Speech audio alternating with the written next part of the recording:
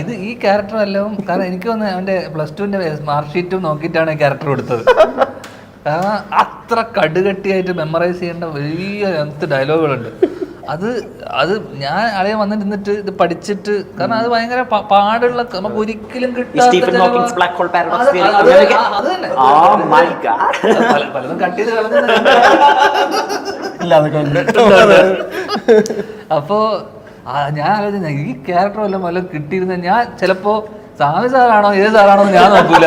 ഇത് നടക്കൂല. ഇതാണ് രാജിക്കത്ത്. ഞാൻ ഫസ്റ്റ് ദിവസം പോയതിന് അളിയൻ ചെയ്ത ക്യാരക്ടറാണ്.